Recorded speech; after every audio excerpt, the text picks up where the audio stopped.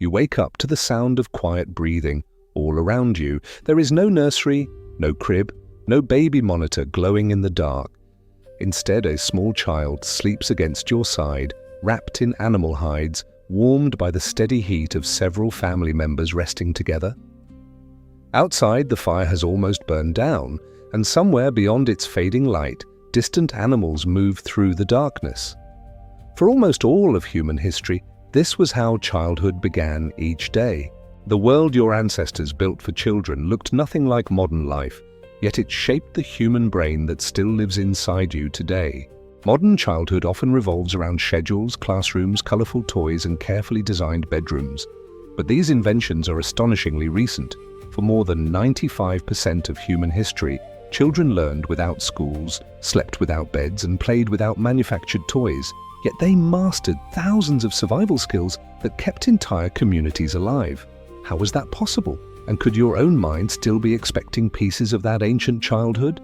Your ancestors belonged to small bands of hunter-gatherers, usually numbering between 20 and 50 people.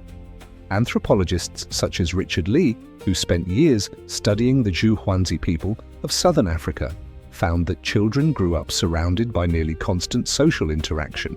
A baby rarely belonged to only one adult. Instead, grandparents, older siblings, cousins, and unrelated adults all helped with childcare.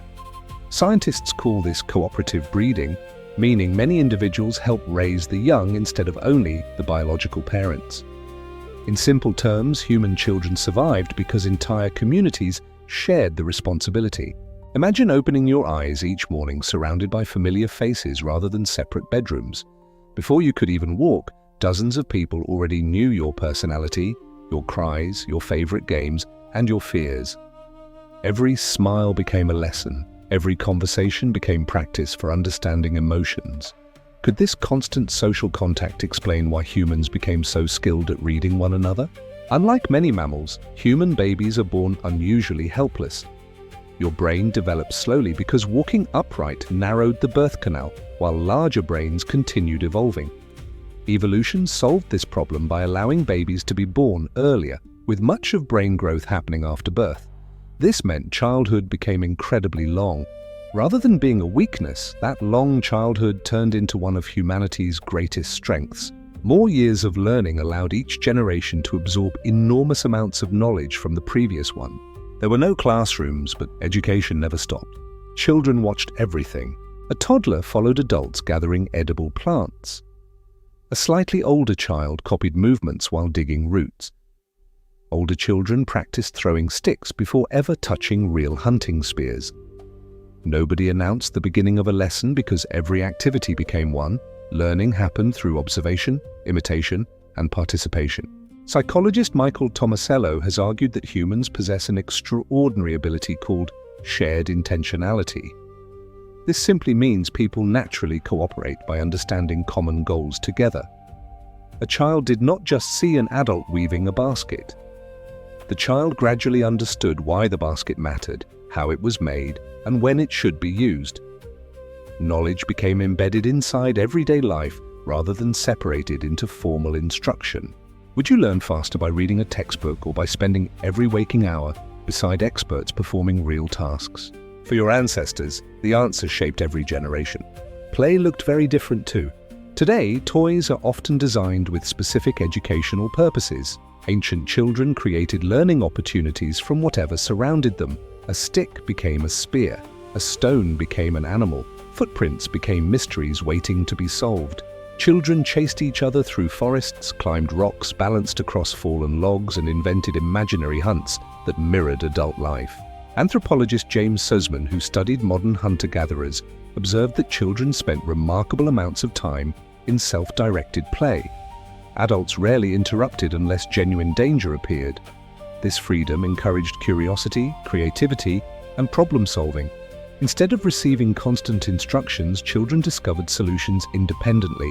Think about the games children naturally invent even today: hide and seek, chasing, building shelters, throwing objects, pretending to cook. These activities appear across cultures because they mirror ancient survival challenges that shaped the human mind over hundreds of thousands of years. Without realizing it, modern playgrounds often recreate prehistoric landscapes. Climbing strengthens muscles once needed for escaping predators or reaching food. Balancing improves coordination for moving across uneven ground. Team games encourage cooperation long before children understand words like strategy or leadership. Sleep was equally different. There were no mattresses engineered for perfect comfort, no separate bedrooms, no bedtime stories printed inside colorful books. Instead, families usually slept together near the warmth of a shared fire. Research by anthropologist Polly Weissner among the Yuhuanzi suggests evenings were filled with storytelling, singing, joking, and conversations that often continued long after sunset. Stories carried survival information.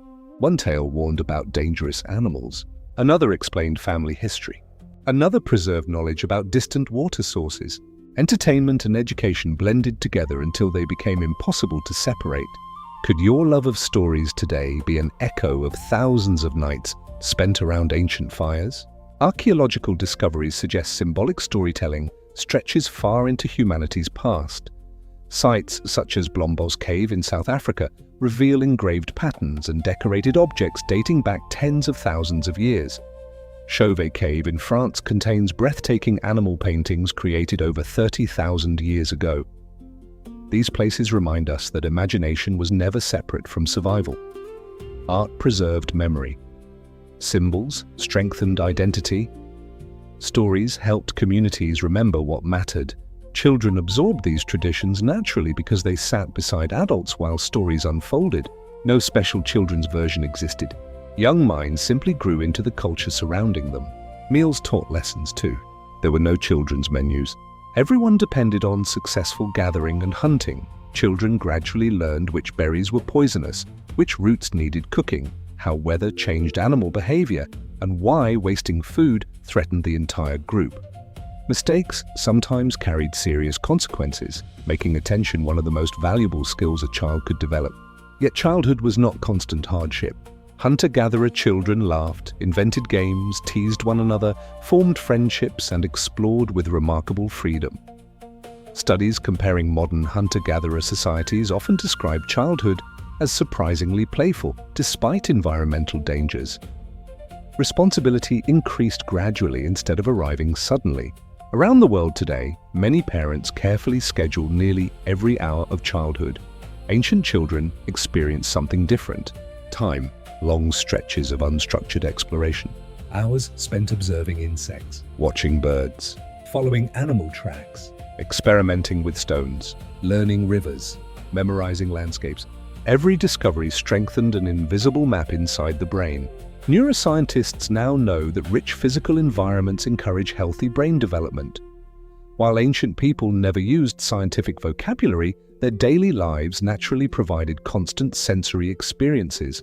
Every smell, sound, texture, and changing season became information. There were no educational apps. The entire landscape became the classroom. Risk also played an important role. Modern parents often work hard to eliminate every possible danger. Ancient communities certainly protected children, but complete safety was impossible. Children climbed trees, crossed streams, handled simple tools, and gradually accepted greater responsibility as skills improved. Research suggests manageable risk helps children develop confidence and judgment. Falling from a low branch teaches balance more effectively than hearing repeated warnings. Ancient childhood constantly balanced freedom with observation. Adults watched from nearby, intervening only when necessary. Would your confidence grow faster if someone solved every problem for you? Or if you solved hundreds of small problems yourself? Your ancestors experienced the second path. One of humanity's greatest evolutionary advantages came from grandparents. Unlike most primates, humans often live long after reproduction ends. Evolutionary biologists describe this as the grandmother hypothesis. The idea suggests older women increase survival by helping care for grandchildren, gathering food, and passing on knowledge. This additional support allowed younger mothers to have more children while improving the survival chances of each one. Whether every detail of the hypothesis proves correct remains debated, but evidence strongly supports the important role older generations played in ancient communities. Wisdom stayed close, experience stayed visible. Children learned directly from people who had survived droughts, harsh winters, dangerous predators, and countless seasons. Knowledge lived inside people rather than books.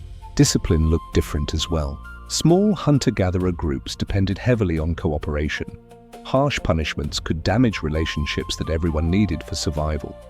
Anthropologists studying egalitarian societies often observed that adults relied more on storytelling, gentle correction, teasing, or social example than severe physical punishment. Maintaining harmony mattered because every individual contributed to the group's success.